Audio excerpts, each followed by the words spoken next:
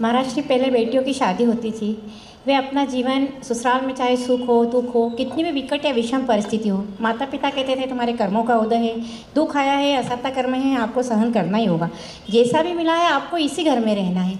लेकिन आज परिवेश बदल गया महाराज जी, हर घर में तकरार होते हैं, लेकिन यदि आज की बेटी का अपन ने ब्याह किया है और यदि बहुत ही विकट और विषम परिस्थितियाँ हैं, तो ऐसी जगह पे माता पिता का क्या दायित्व होता है? बिल्कुल, अभी कल परसों ही एक प्रवचन दिया था कि आपका बेटा मिथ्या दृष्टि तो नहीं है, बेटी मिथ्या दृष्टि तो नहीं है, आपका बच्चा अंधा तो नहीं है।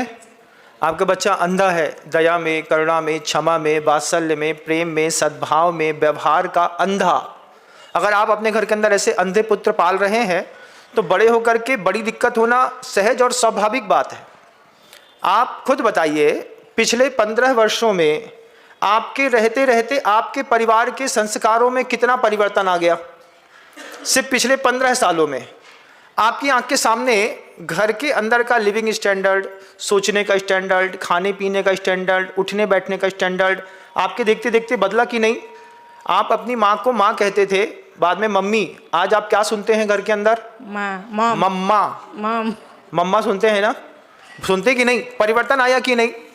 आप खुद बताइए, आपने कभी अपने परिवार में सबके सामने गाउन नहीं पहनी होगी, आज आपकी बेटियां क्या पहन के निकलती हैं, आपने परिवर्तन स्वीकार किया ना? किया। आपके घर के अंदर कभी भी बाहर का खाद्य पदार्थ बने बनाए नहीं आते थे, लेकिन आपने स्वीकार किया ना धीरे धीरे। पहली बार सोचो, कल्पना करो, वो उस दिन याद करो जब पहली बार बाजार की बनी सब्जी आपके घर के अंदर आई थी और आपने पहली बार घर की रोटी बाजार की सब्जी के साथ खाई थी। पहला दिन याद करो। उसके बाद धीरे धीरे धीरे करके ये चीज़ें फैशनेबल हो गई। सैटरडे संडे घर के अंदर चौका मतलब चालू होना बंद हो गया। सैटरडे संडे क्या है? 2 दिन हम घूमने जाएंगे, बाहर की पार्टी होगी, बाहर ही पूरा होटलिंग होगी, चाहे कुछ होगी। ये परिवर्तन आपके देखते देखते आपके परिवार में आया ना। ऐसा तो नहीं है कि अचानक आ गया, कोइंसिडेंस तो नहीं हुआ। अचानक ही आपके घर की बेटियां दुकान में बैठना शुरू करने लगी। अचानक महिलाएं पहले दुकान में नहीं बैठती थी, फिर अचानक आपने शुरू किया। तो देखिए, आप खुद देखिए कि आपके 20 सालों में आपके परिवार की जो पारंपरिक व्यवस्थाएं थी, आपके देखते देखते घर में कितना बदलाव आ गया। और फिर इस तरीके का बदलाव समाज में भी आ गया।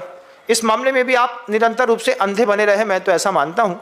आपकी संतान अगर मिथ्या दृष्टि है और अंधी है, तो अभी एक बार फिर कहूँगा, उसको वक्त रहते अच्छे साधुओं के साथ जोड़िए।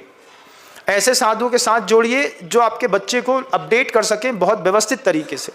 निश्चित रूप से छोटी उम्र में जुड़े हुए बच्चे बड़ी उम्र में कभी खराब नहीं होते। साधुओं के साथ रहने का एक अच्छा एक्सपीरियंस मिलता है।